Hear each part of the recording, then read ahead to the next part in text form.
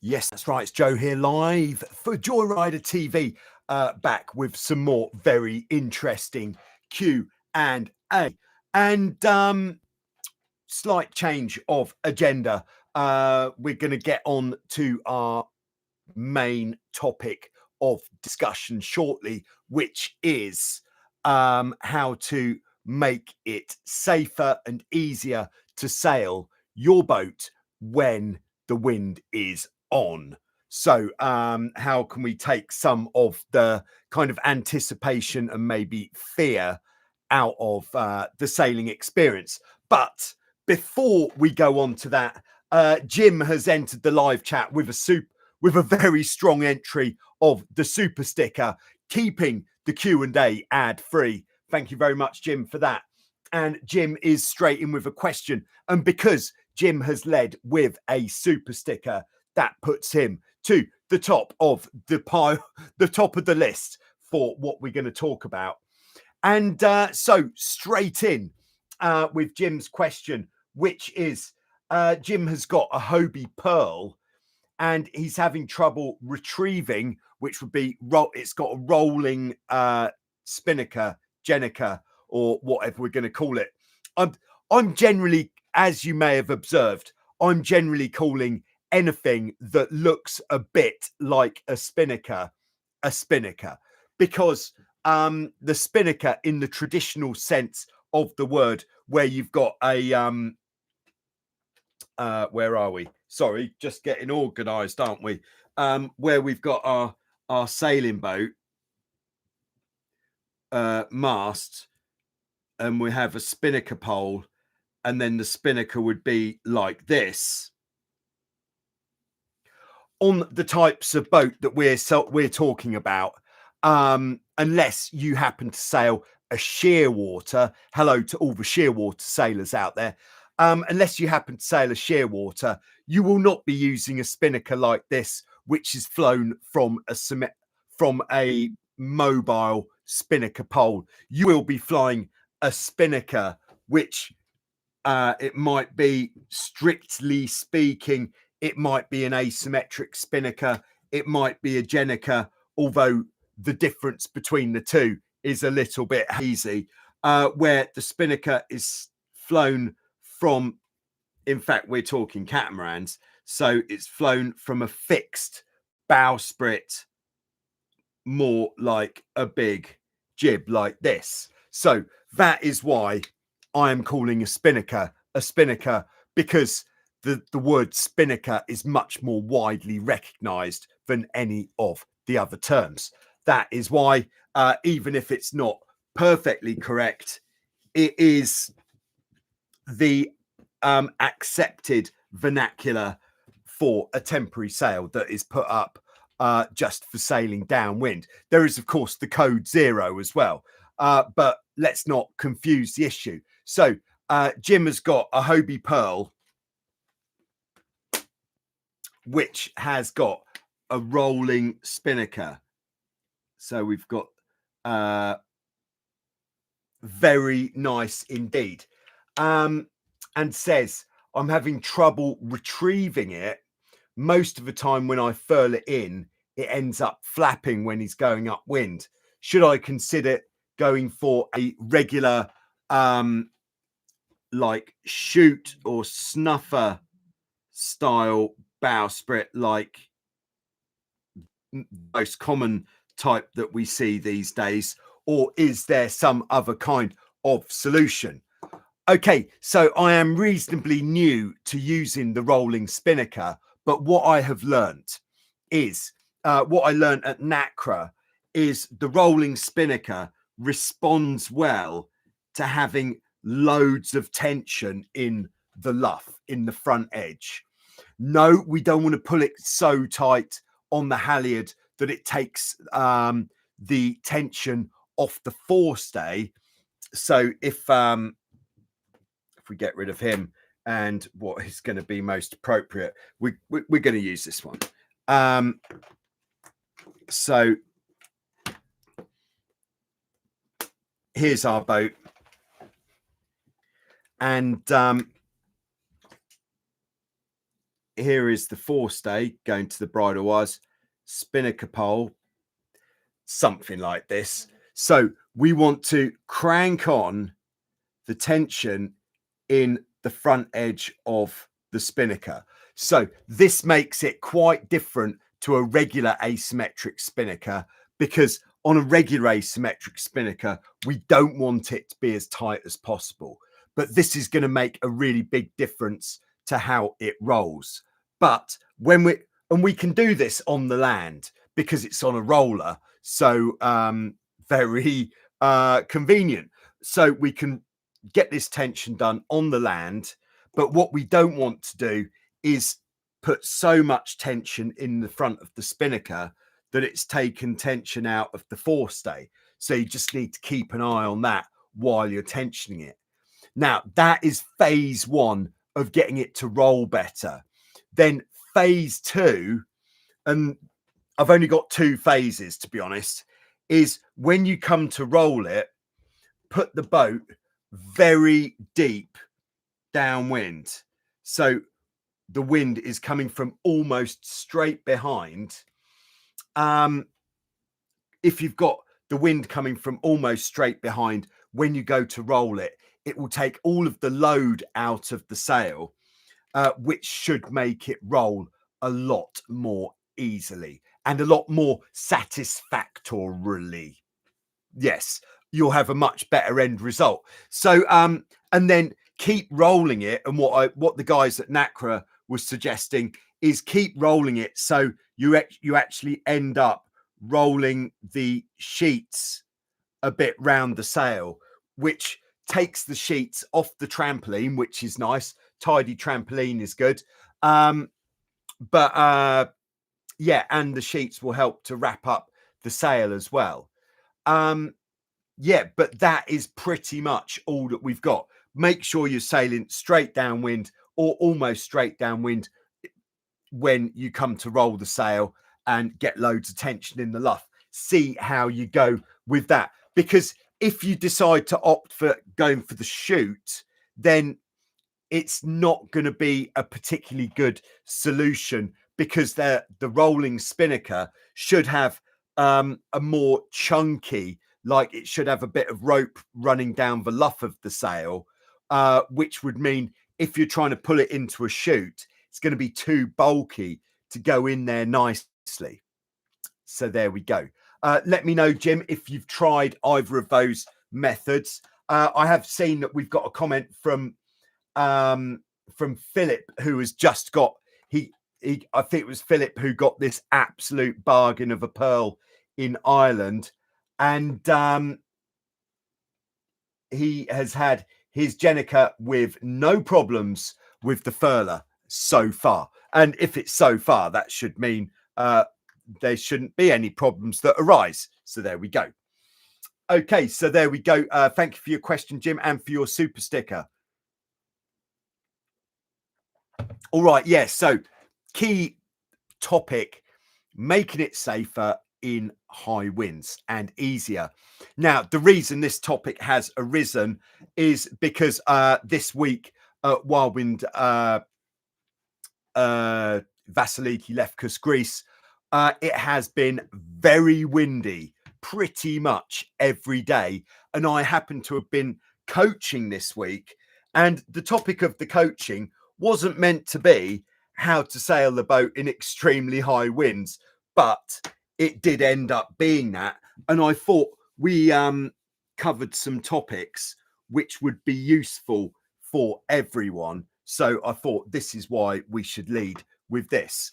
So most important when we go sailing is, where are we going? Yes. And one thing that we can do with under the banner of where are we going, when it's really windy, we can make it a lot easier for ourselves by, even though it might not be quite as exciting, but if the topic that we're talking about is making it safer and easier, perhaps you've been caught out in a lot of wind, to make it safer and easier, what we can do is the course that we would sail, the easiest course to sail is upwind. easiest and safest course is upwind. And so with Chris and Andrew, who were my team for the week, we were doing upwind, downwind sailing in a very strong wind, maybe as much as 30 knots, and we weren't even trapezing.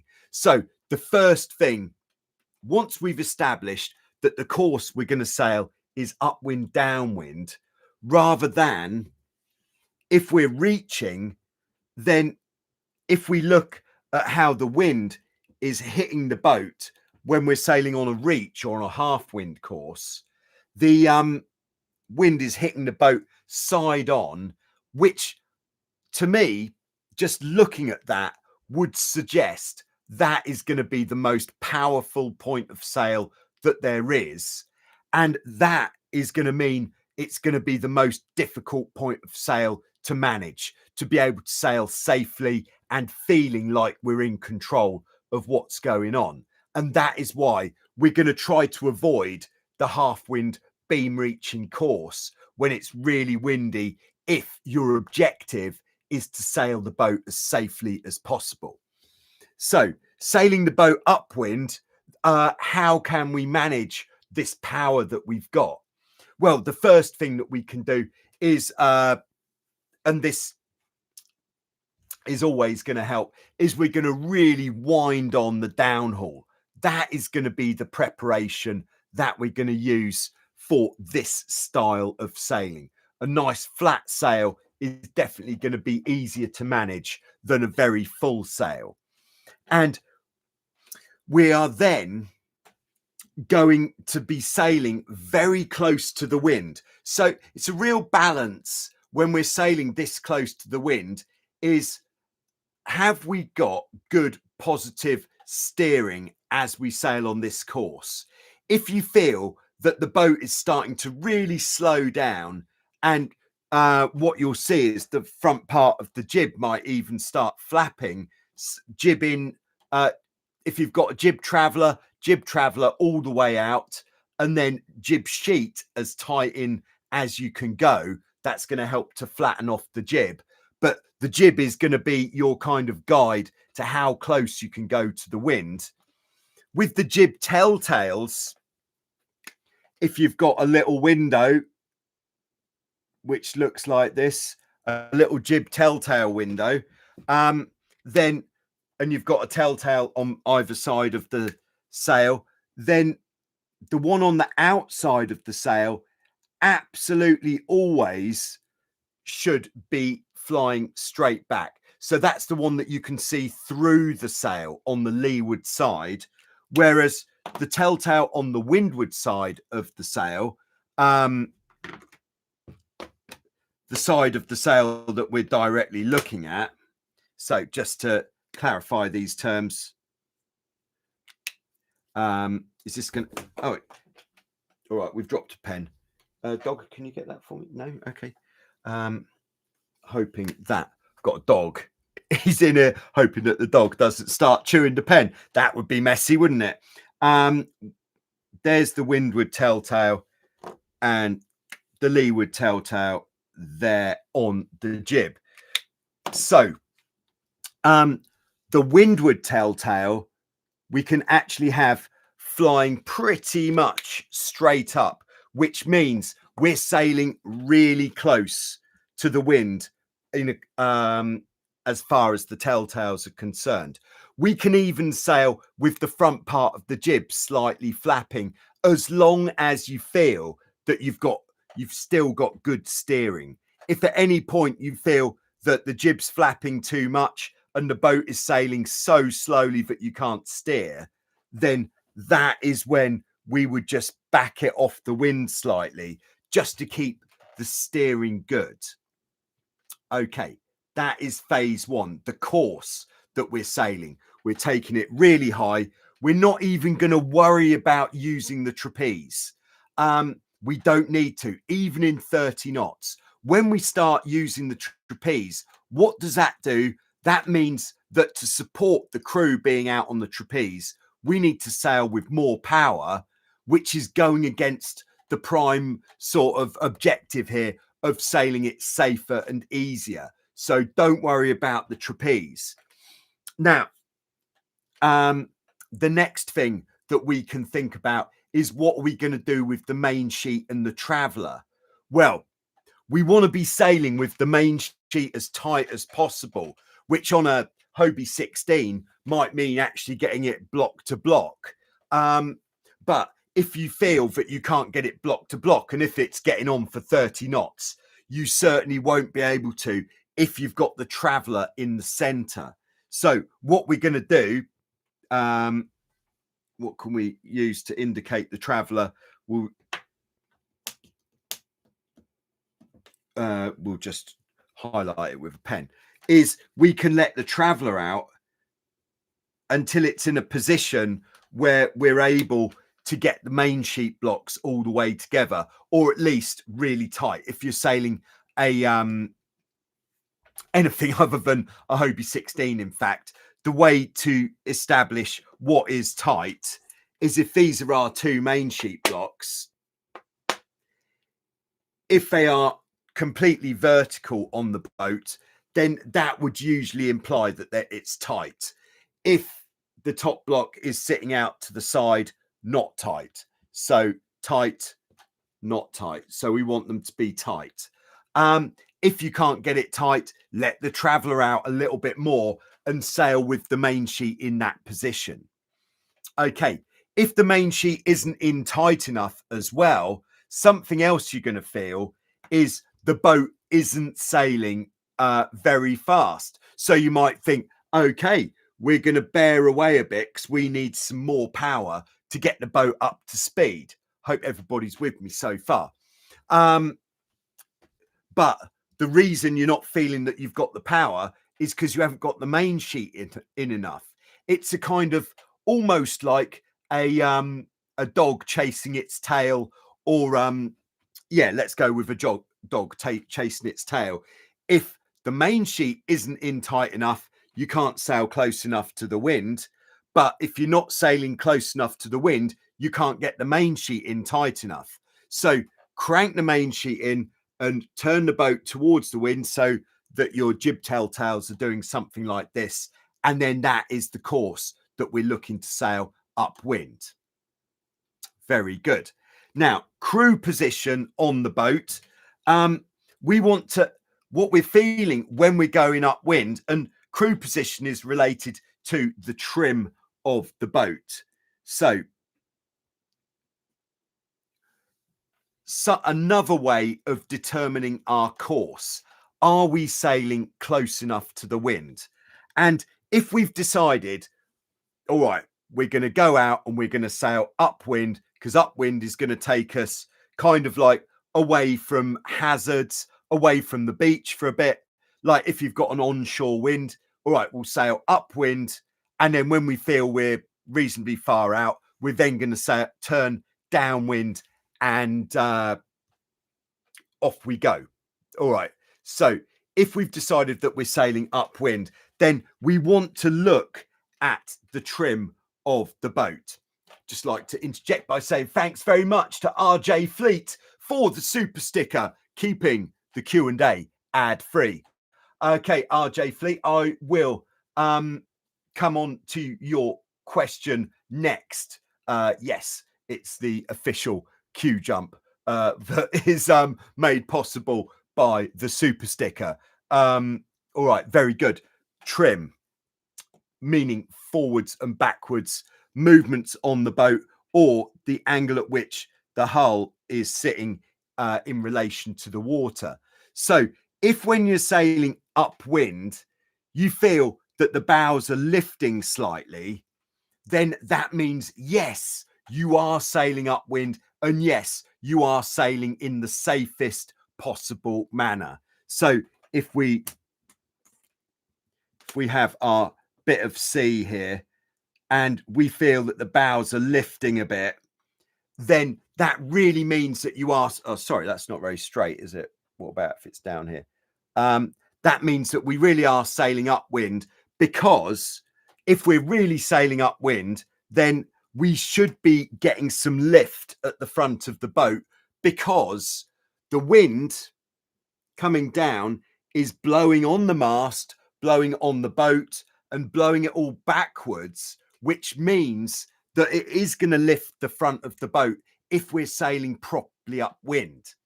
Now, if you feel that the boat is, what I'm calling it, is driving down like this when we're apparently sailing upwind, then it means that we're not sailing upwind high enough, and we're probably more on something like a close reach. And the reason for this is normally, in my experience, because we are not sheeted in enough. So you've gone bearing off looking for a bit more power, but what that's actually doing is turning you onto a close reach, which, if our objective is to sail upwind because we want to sail as safely as possible, is not the game that we're playing.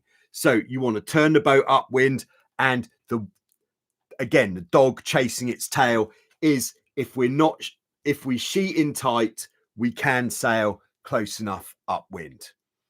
I hope that makes a modicum of sense to some people out there. All right, so there we go. If the bows are driving down, it means we're not sailing upwind.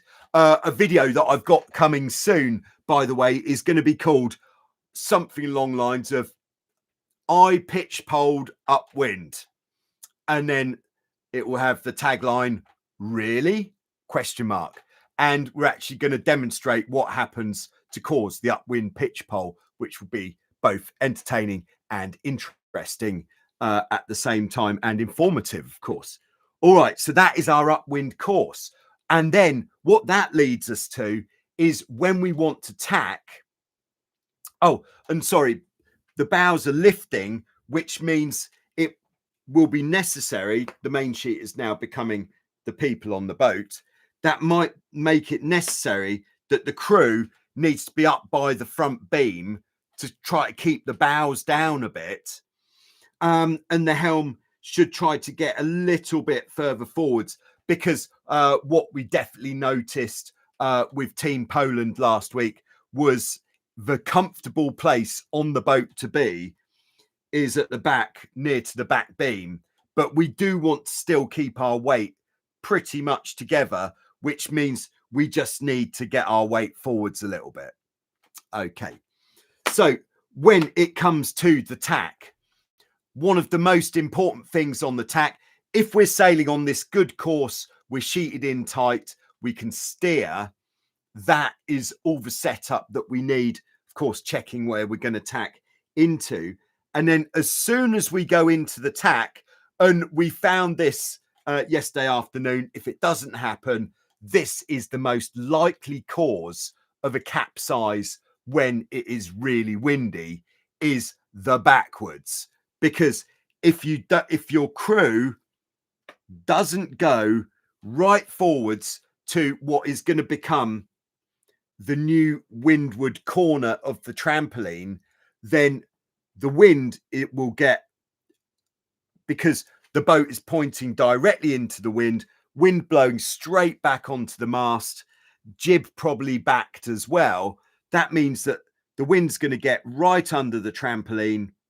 And most common cause for a capsize on a Hobie 14 or 16 or another boat with a similar low volume hull. So crew really needs to be right up in that corner, really to keep it down. And then as soon as the jib backs, the crew, or ideally the helm as well, main sheet off when the jib backs as standard, then we need to spot, are we going forwards or are we going backwards? And the way we'll spot that is by looking out the front of the boat, looking at the horizon and saying, which way is the horizon going? So if we're going forwards through this tack, we'll see the horizon going that way. Whereas if we start going backwards, we'll see it start going the other way. And the trick to succeeding in our heavy wind tacks is to spot that immediately when we're head to wind, when the jib backs, and respond accordingly. So If we're going forwards, we just carry on as normal. Let the main sheet off.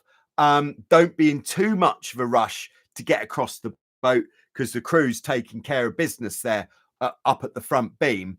And if we do see that the boat has failed to stop turning through the tack, don't see it as a fail. Instead, put the rudders the other way so that we're putting the boat into reverse, which would be like that.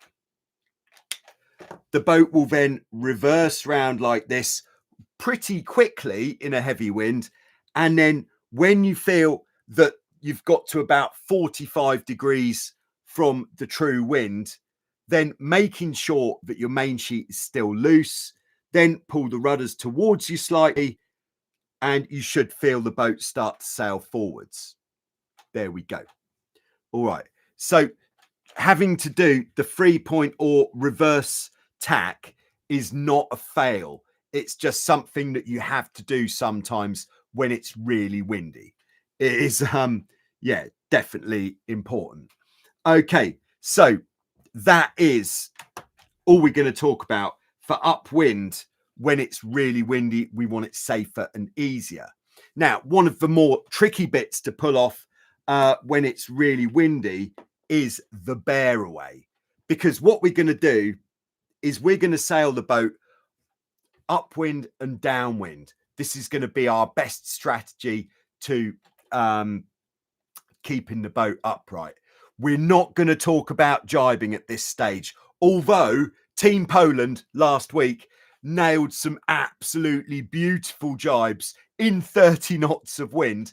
I say it's down to them, but I also think that the instruction that they had was of a very high quality, as you'd expect. So when we're going to turn the boat downwind, what we want to do is make sure that at no point the boat, how would we say, we're always going to have the sails out looser than they need to be, which means, where are we? Here we are. As we're turning the boat downwind, we're going to be sailing with a margin of bow to make sure that at no point the bow is going to start driving down. We're going to have the sails looser than they need to be, because as soon as we get to the point where the sails are tighter than they need to be, that is when the bow is going to go under the water and we're going to end up in that position. All right. So what does that mean in actual practical terms? First thing, before you even think about bearing away, is let the traveller off as far as it will go. Second thing we're going to do is we're going to start to let the sails out before we start to bear away. So the sails are always out further than they need to be, which means in theory, as we turn that corner, yes, we're going to pick up speed. Yes, it might be quite alarming, but no, you shouldn't be digging the nose in. And then, so we're turning through the corner and we're trying to get through that corner reasonably quickly. But one thing to note is if you're bearing away fairly quickly, you can get so much water going past the rudders, makes it difficult to straighten up again. So just be aware, be really secure on the boat, be at the back of the boat. So because when we're turning down here, you might have to sort of resist quite a lot by pushing to get the boat straighten up so that we can stop turning effectively. And then on the downwind course, two ways that we can play it, but the really safe way to play it is, this is our regular catamaran sailor downwind sailing angle. And if we feel that we have good control of the boat, this is when we've got the wind indicators flying straight across the boat like this. Perfect. And then the way that we would generally want to play it, if it's not too windy, is when we get more wind, we're going to go faster. The apparent wind is going to bring these more back, which means we turn more down, keeping these on the same angle. But if we're trying to, if that seems like it, if you're thinking this feels like a really bad idea, think we're going to get wet pretty soon, then what we're actually going to do, sails very loose, is we're going to sail ever so slightly higher to the wind, which means the Telltales are just ever so slightly further back. And because we're sailing slightly higher to the wind with the sails so loose, it means we shouldn't be getting that load on the bows.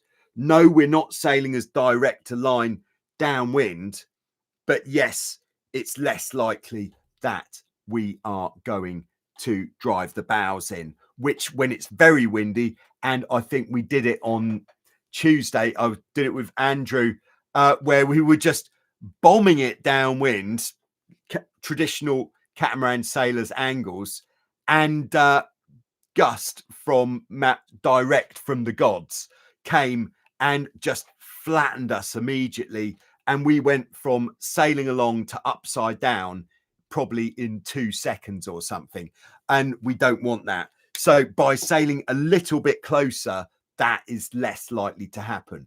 No, you're not going to take as direct a line downwind, but and I said we're not going to talk about jibing. So how do we get to where we want to go?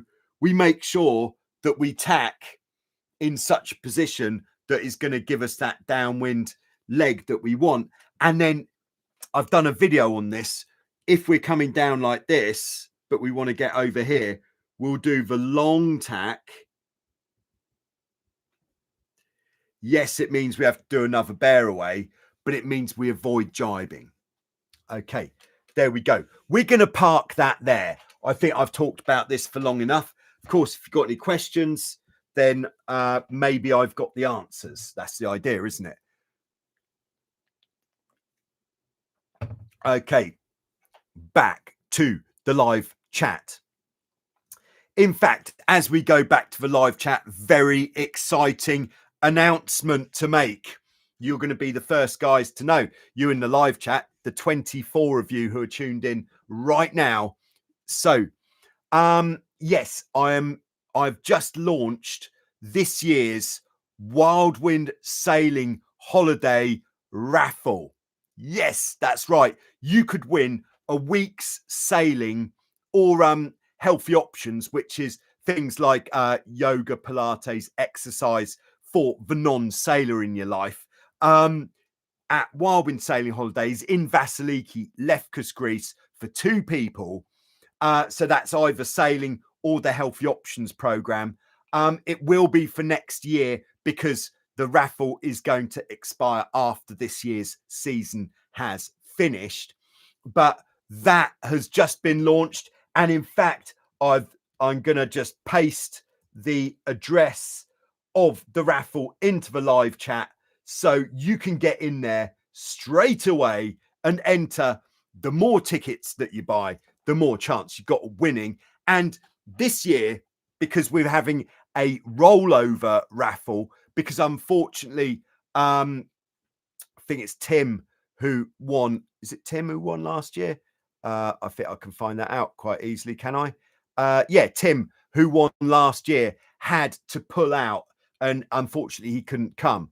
So we didn't have the facility to redraw the raffle. So instead, I thought the next best thing to do is to put 2 prizes into this year's raffle, which means there's 2 possibilities to win. And there we go. Very good. That is where we're rolling. Big raffle. Come sailing, Wildwind Sailing Holidays, Vasiliki, Lefkas, Greece, for as little as 10 units of currency. What units are we talking here? Sorry, I should know. £10, which would be, what would that be? About $13-14 US.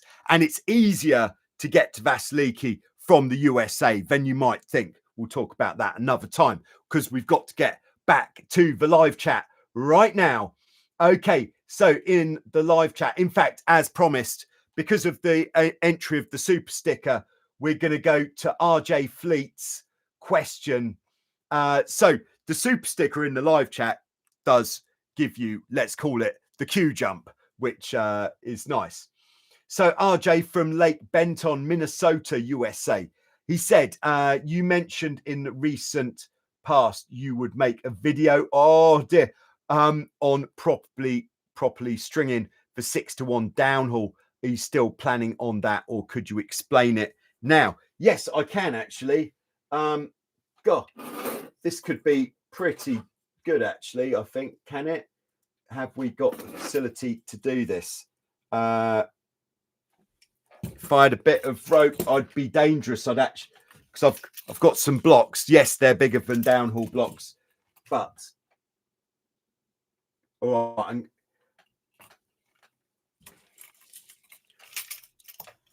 All right. How am I going to do this best? All right. So what we have to appreciate is the blocks are going to end up like this. So the top one is going to be at 90 degrees to the bottom one. They're not going to end up like this. They're going to end up like this. All right. So can I draw this? I'm not sure if I can. Have I got a bit of rope near enough to be able to? I don't. All right, but let's see what we can do. You know, this is the power of the super sticker. We're not going to give up on this so easily. So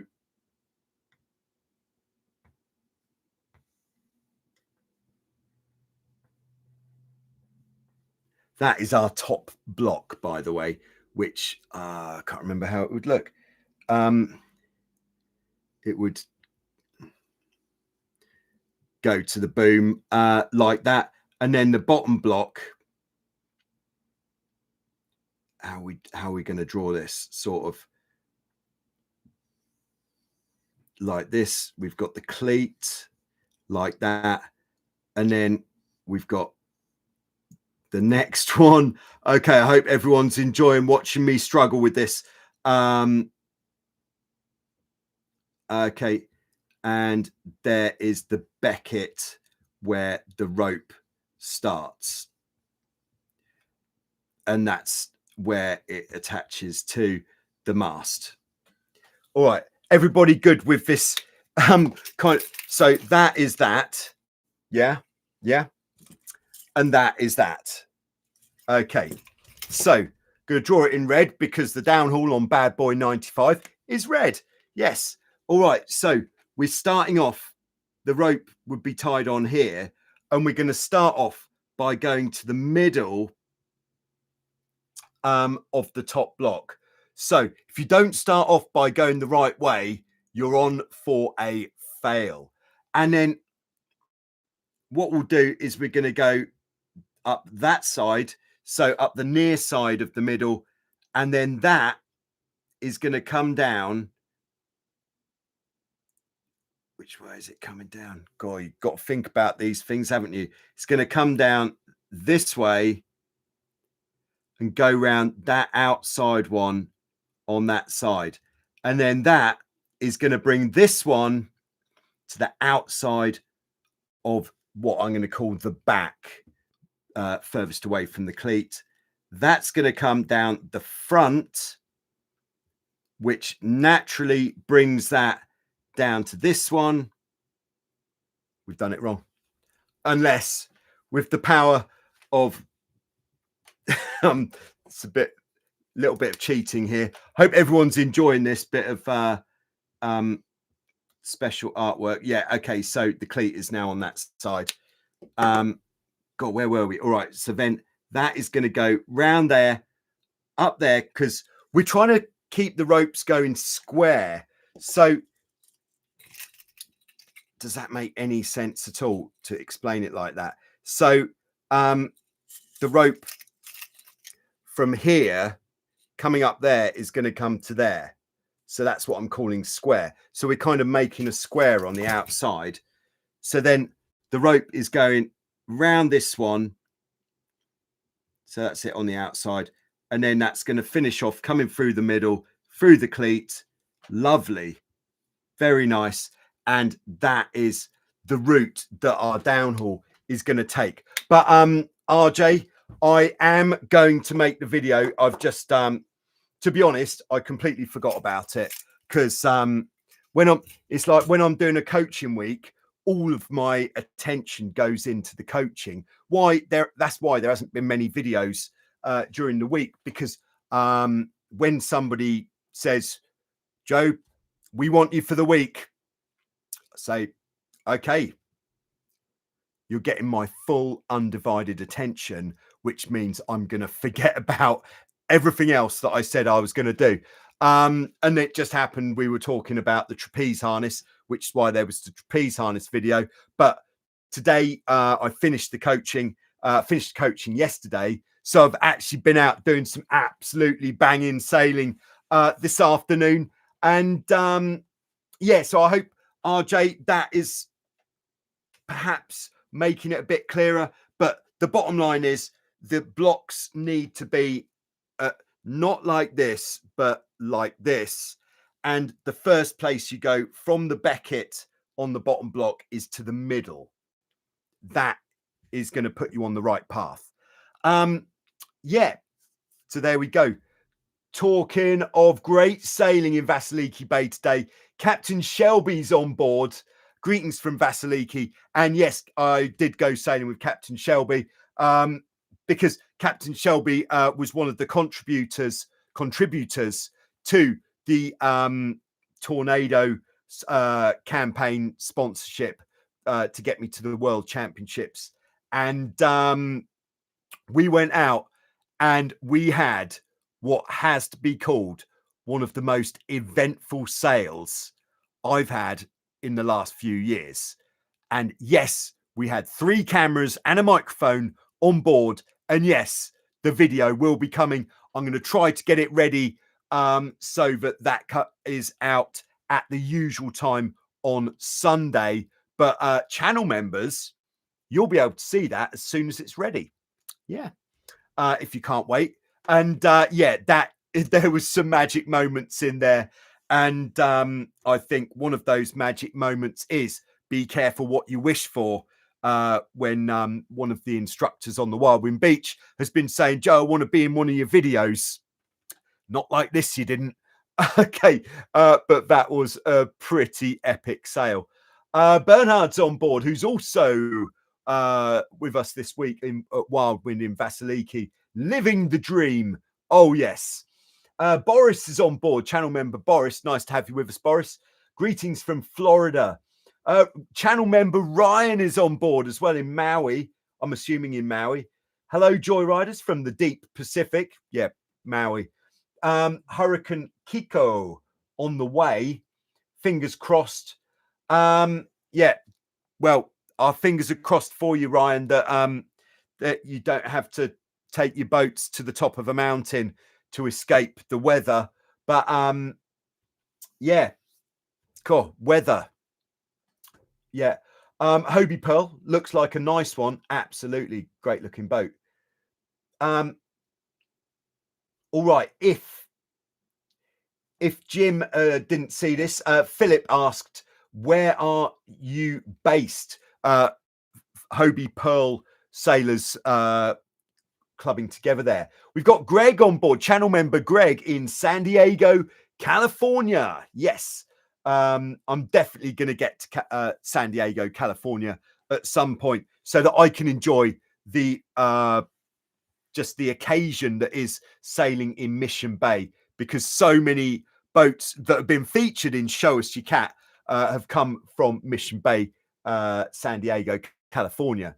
All right, Hussein is on board straight in with the super sticker. So we're now on 3 out of 10 super stickers. The objective of the super stickers is to keep the Q&A ad free.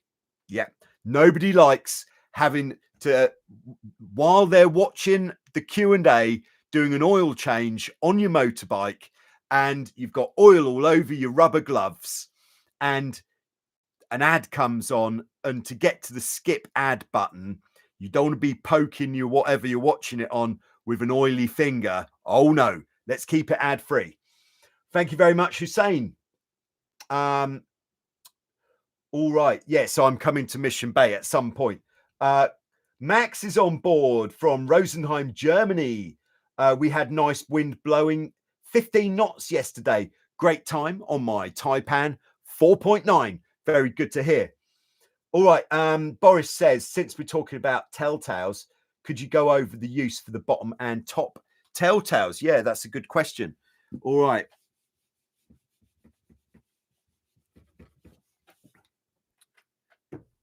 All right, let's talk about the jib.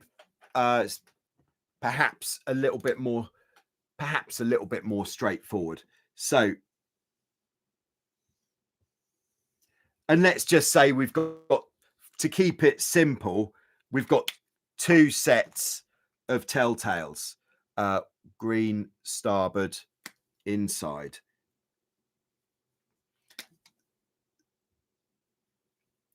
And the top set just there.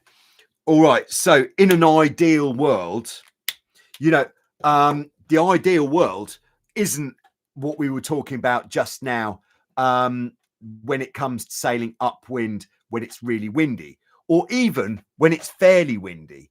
The whole story of sailing the boat upwind is we have got to let the inside Telltales lift, because if we don't, we're going to be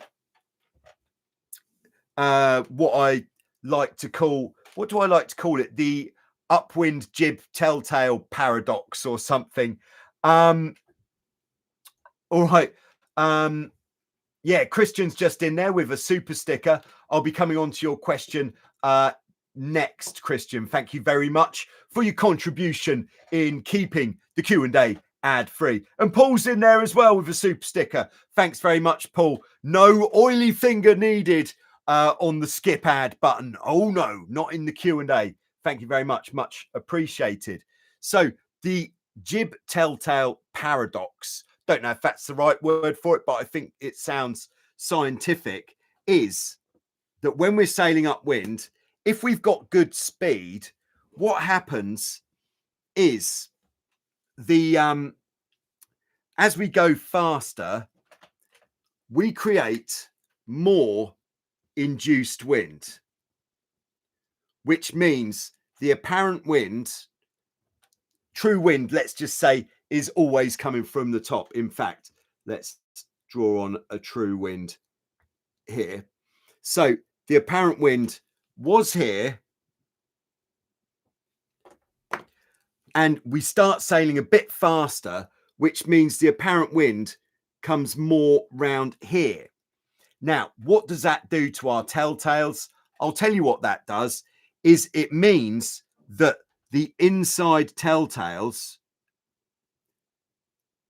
will start lifting. Oh, like this. So what would we do if we wanted to keep those telltales flying? Well, we would have to bear away, and then those telltales would start flying again. But what would then happen to our boat speed? We would go even faster. So our apparent wind would come back to here. We would go even faster, more induced wind. What would happen then? The apparent wind would go round more, which means these telltales would lift again, which means to keep them the same, we'd have to bear away. And before we knew it, we would actually be sailing on a reach, thinking that we're sailing upwind. Yes, spoiler alert, this is what we're going to be talking about in the I pitch poled upwind video. But there we go. That is the story of the jib telltales upwind paradox, as I'm calling it. So what about the different sets of telltales on the jib? Right. Okay. Here we go. What about this? So if, right, one thing most important is at all times, the outside telltale must be flying, both of them. If the outside telltales aren't flying, it means you are oversheeted, or if you've got the jib in tight for sailing upwind, you're definitely not close enough to the wind. So you can come back up to yeah, there we go, to get those bad boys flying. Now, what if the bottom telltale inside is flying straight back and the top one is lifting? What does that mean? I'll tell you what that means. What it means is that you've either got your jib set up really nicely for high winds, or the top of the sail is opening up before the bottom of the sail. So this might be that you have deliberately set the jib. If we've got, let's say we've got a 3-point attachment on the clew of the jib. If we were to set the jib with the sheet on the bottom hole, what that's going to do is put more tension in the bottom of the sail, less in the top of the sail, which means the top of the sail is going to open sooner than the bottom, which is what is going to put this twist into the sail, meaning that the top telltale lifts first. The top tail lifting first is what we want if it's windy and we want to lose a bit of power. If it's the other way round, of course, it's probably the other way round. That is the best that we can explain there. So, well, because that's what it is. So if that one's flying straight back and that one's lifting, we don't really want this where the top of the jib is sheeted in harder than the bottom of the jib. So if that was happening, we'd want to move our sheeting position down. Whether it was in the middle or at the top, we'd want to move it down. If it's already at the bottom and this is happening, what it might be is where you've got the jib positioned at the tack is too high up. If the jib's really high up, the jib sheet is going to be pulling down more, which is going to be having this effect. So you might have to move it down.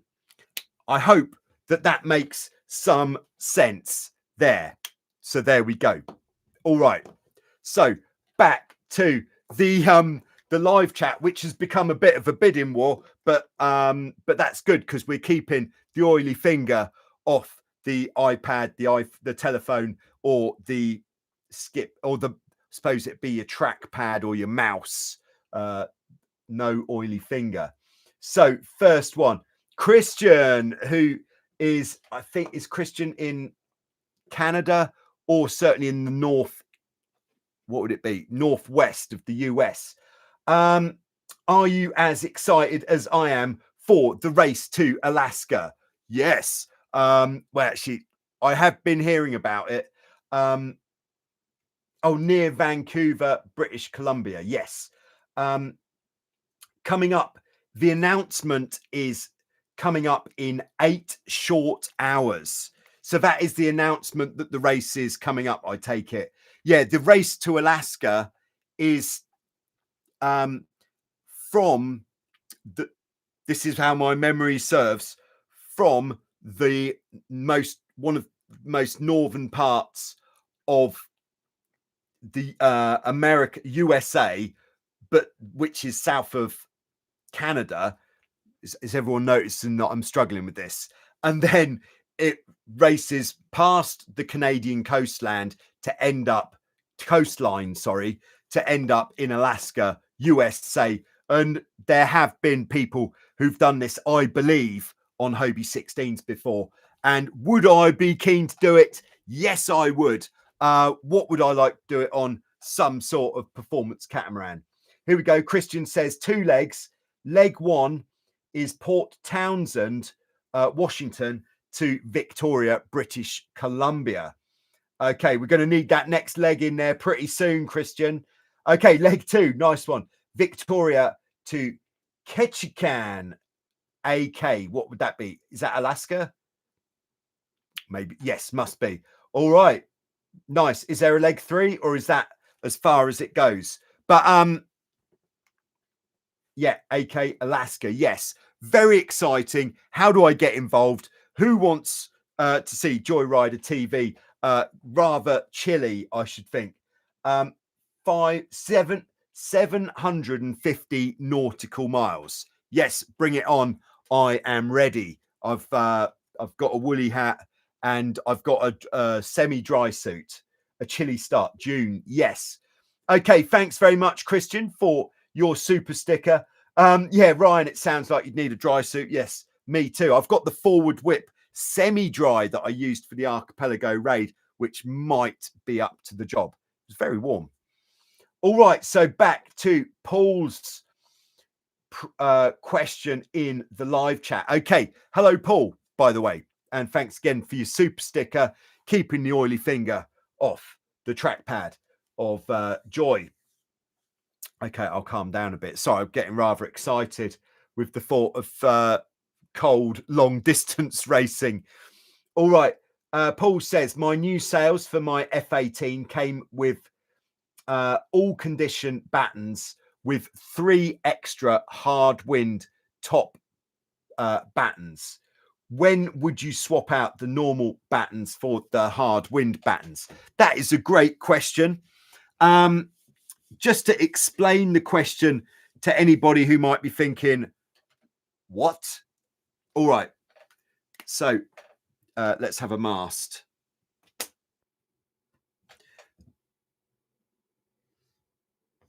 Just doing a bit of drawing. Thank you.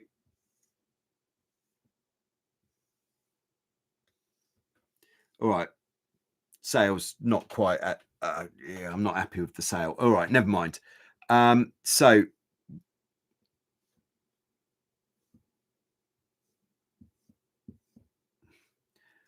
quite clearly not to scale. All right, yeah. So on F18s, we have, generally speaking, the sail would come with the top 3 battens if you're buying the sail with the battens, which are 2 different stiffnesses. So 2 sets of battens for the top. Now, a softer batten is going to bend more easily, which makes it really good in wind conditions where we're looking to get as much power out of the sail as possible. So if we're not yet constantly double trapezing, we would definitely want to have the softer battens in the top of the sail, because that's going to give us more curve, which is going to give us more power, which is really going to tickle us along nicely, more nicely. So the stiffer battens for the top, we would, if we knew the wind was strong enough to constantly be double trapezing upwind. And on an F18, yeah, what I found at Lake Como, Italy, is it doesn't take that much wind until you're winding the downhaul on pretty tight, like maybe 16 knots of wind. So as soon as you're in wind that is constantly trapezing, double trapezing upwind, that would be the time when you want to put the stiffer battens in the top, because it will give the sail much better twist with the fullness at the bottom and then the flatness at the top, allowing the top to twist off more. And also it's going to, having it flatter at the top, more curve in the bottom, is going to bring your center of effort lower down, which, like we were talking about last week, is having, it kind of makes your rig less top heavy, which means as we're getting more wind, we're going faster, this extra power that we've got is going to drive the boat forwards rather than just trying to lift the hull more, which, yes, of course, it looks cool. We'll still be able to do that, but we will have more ability to make the boat go faster. So those top battens being stiffer are really going to allow you to, when you downhaul it, especially, to feel that you've got a very flat, efficient mainsail, with all of the fullness right at the bottom, which has helped to keep that what would you call it, like a center of gravity lower down, which means you're going to feel more in control. Boat's going to be less jumpy and quicker, smoother. So there we go. Hope that helps. All right, so I've got to go back up the live chat a little bit. We've been jumping around a little bit. All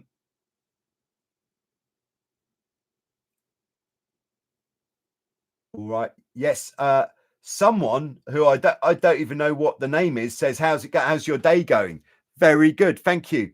But anonymous, or unless I see what you've done there. Your channel name is How's Your Day Going? There we go. That almost caught me out, but thanks very much. All right, we've got Jesse on board in New York. Greetings to you too. Boris says, thank you very much for addressing the question. Hope more of us learned a little bit more. I hope so too.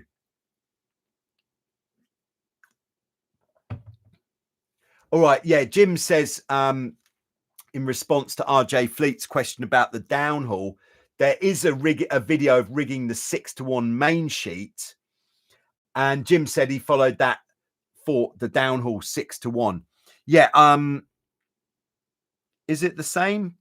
It won't be quite the same because the difference is on the main sheet, the 6-to-1 main sheet, it's starting here, which means it will be slightly different.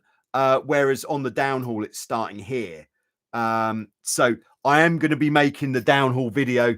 I just have to remember to do it. When would I be doing that? Okay, but I'm going to get it done.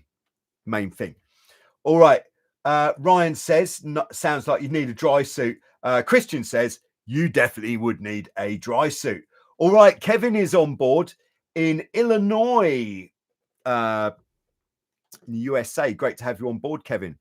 All right. So if we could have now, we've been going over an hour and I've still got a bit in the live chat.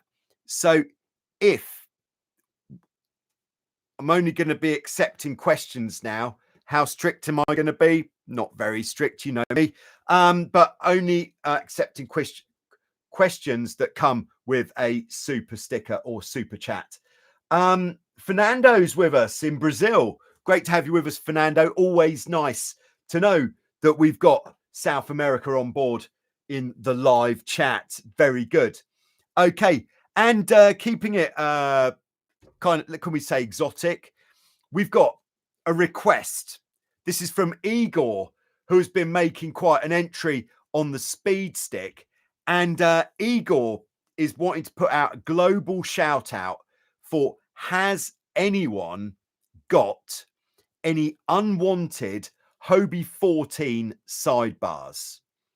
This is important. If you, doesn't matter where you are in the world, Igor's happy to, he's got ways of taking care of the transport, but let me know if you've got a pair or even one Hobie 14 sidebar that you don't need. Let us know. Igor is, oh, Kevin does. There we go, straight in. All right, Kevin, I will, I'll make a note. I'm going to write this down. Email Kevin. This is actually happening live. 14 bars. Hobie 14 bars. Otherwise, you might be thinking it's a piece of music or something. Okay. Kevin has the entire frame. Okay, I'll be in touch. And if that's all right, Kevin, I'll just put Igor directly in touch with you so you can see what can be done there. If anybody in Uganda, let's go for gold, has Hobie 14 sidebars, that would be the next best thing. But anyway, next one in the preloaded. This is from Fan. All right, how do you pronounce that? Fanabawe. Anyway, who says, nice setup. This was from the Minicat adventure video that I think was a great video. I know some people don't quite see my fascination with the inflatable catamaran, but I had a great time, lots of fun. It's not something I could have done with a conventional catamaran because of accessing the launching site and what have you. So I thought it was a very good video. If you haven't seen it, I'd like you to check it out, please. That is your homework. Now, Fanabawe says, what camera do you use and how is it secured to that cap? All right, going to come on to that because I need to announce that Ryan has just jumped in with a super sticker, keeping the oily finger off the trackpad, off the mouse, off the screen of your telephone to skip ads. Thank you very much, Ryan. Appreciate that. So, firstly, how is the camera secured to the cap? All right, this is the cap of what is it? The German Hobie Cat Class Association cap, of course. Why wouldn't you? And then what I've done is I've taken one of these self-adhesive GoPro mounts, stuck it onto the cap. But did I think that would be secure? No. So what I've done is I've kind of drilled is this kind of slot thing in the middle of there. So I've had to kind of drill down there, chamfer the edges, if that's the term, so that I could put a bolt through, and then underside the peak, carbon fiber plate, of course, because we don't want extra weight under the peak. Oh no. With a washer and a nut there. And then, as you would expect, the not on the floor. Okay, not on the floor. The GoPro slidey bit goes in there. Camera goes on there. And then what I do for security, because you may have found in the past that your hat flies off, is I've got a line on the GoPro. Here is the very camera. This is a GoPro Hero 12. Bit of whipping twine tied to the undercarriage of the camera, and then that goes back to a piece of thin, like 3mm elastic that then ties on to the back of the buoyancy aid, so that if this does all go, I would not tie the hat on and not tie the camera on, because it's the camera that I'm trying to save. So I'm always going to tie the camera on. There we go. Unless with some of my innovative, the video, in fact, with Captain Shelby from today, where things happened, used a brand new camera mount. And this is my custom bridal camera mount. And on this one, the camera is actually bolted in to the mount, where it's definitely not going to come off, because this is metal, it's not plastic. So I actually don't worry about tying the camera on.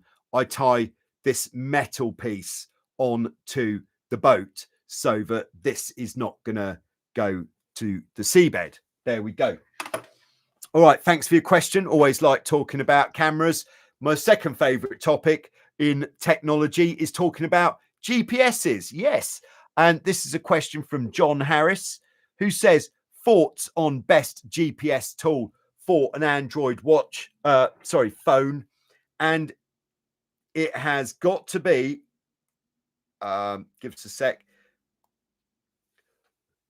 the WaterSpeed app. The WaterSpeed app really is the best. I was on the kind of WaterSpeed sort of semi-team for a little bit when they first launched it, but they made it a bit too difficult for me to remain on the team, which meant I'm still using the app. I still absolutely love the app, but I don't get any money off them, which is okay. You know, the app is absolutely brilliant. It gives you so many great statistics of your sailing session that I think it is the only one. And I'm kind of feeling a bit like if we were to have the only GPS kind of app that we accept on the speed stick, it would be water speed, because with the breakdown of the speeds and the averages, we could then have it so that everybody submits a 2-second average speed to the speed stick, which would make it far more accurate. And that is something that we're looking for, because sometimes weird GPS spikes can occur. Even if you didn't go faster, suddenly your GPS has told you you've done 29 knots. All right, get it on the speed stick. I'm winning. Yeah, water speed, very good. So that would be my recommendation there. All right, okay, we are absolutely winning here. So if you didn't hear earlier, I have launched the raffle where you could win not one but 2 holidays, only one per what would it be? One per entry, one per person. The prize is a week at Wildwind, where all of the sailing goes on here in Vasiliki Bay, for 2 people, as much sailing as you can do in a week, and instruction and accommodation included. Very nice. I'm going to paste the link into the live chat again if you want to have a look at that. Yeah, but this year, because it's a rollover year, because Tim couldn't make it, who won last year's raffle, means there are 2 prizes of the holiday in Greece up for grabs. So get involved, and it's not as difficult to get here from the USA as you might think. 2 ways of doing it. In fact, just to finish off, one way of doing it would be to fly from wherever you are in the US to London, England, and then we have a direct flight from London, England to Treviso, which is our local airport here. Code PVK, in case you want to look it up. The other way of doing it would be to fly from wherever it is that you are to Athens, Greece. And then this is better if you're coming with the family or some non-sailors, because then you can sell it to them as, should we go on holiday to Athens, Greece, and maybe have a look at the country?